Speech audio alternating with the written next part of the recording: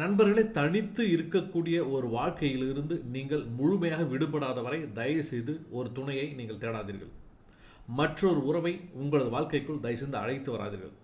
தனிச்சு இருக்கிறது அப்படிங்கிறது, தனியாக இருக்கிறது அப்படிங்கிற மீனிங் சொல்லவே இல்லை. உங்களது தனிப்பட்ட சந்தோஷங்கள், உங்களோட தனிப்பட்ட மகிழ்ச்சிகள், உங்களோட தனிப்பட்ட எண்ணங்கள், தனிப்பட்ட ஆசைகள், இது எல்லாமே தாண்டி இன்னொருத்தையே உங்களோட வாழ்க்கைக்குள்ளே கொண்டு வர அளவுக்கு உங்களுக்கு மெச்சூரிட்டி எப்போ வருதோ அப்போ அவளை நீங்கள் வாழ்க்கையில் கொண்டு வாங்க.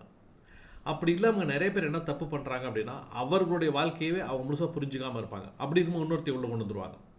அப்போ தான் என்ன பிரச்சனை வருது, இவன் என்னுடைய வாழ்க்கை, என்னுடைய சந்தோஷங்கள், என்னுடைய தேவைகள், என்னுடைய நேரங்கள், என்னுடைய பணம் அப்படின்னு யோசிச்சுக்கிட்டே இன்னொருத்தையும் உள்ளே கொண்டு வந்தான் அப்படின்னா அவங்க 2 பேரும் எப்படி சந்தோஷமாக இருக்க முடியும்னு யோசிச்சு பாருங்க.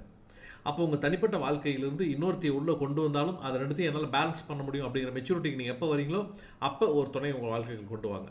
ஏன்னா உங்களை மாதிரியே அவங்களுக்கும் சந்தோஷம் இருக்கும், உங்களை மாதிரியே அவங்களுக்கும் தேவைகள் இருக்கும், உங்களை மாதிரியே அவங்களுக்கும் பணம் இருக்கும். ஸோ இதெல்லாம் தாண்டி இருவருமே சரிசமமாக நம்ம வாழ்க்கையை ஷேர் பண்ணிக்கலாம் அப்படிங்கிற ஒரு பக்குவம் உங்களுக்கு வரும்போது மட்டும் ஒரு துணையை நீங்கள் உள்ளே கொண்டு வந்தீங்க அப்படின்னா 2 பேரும் சந்தோஷமாக இருப்பீங்க.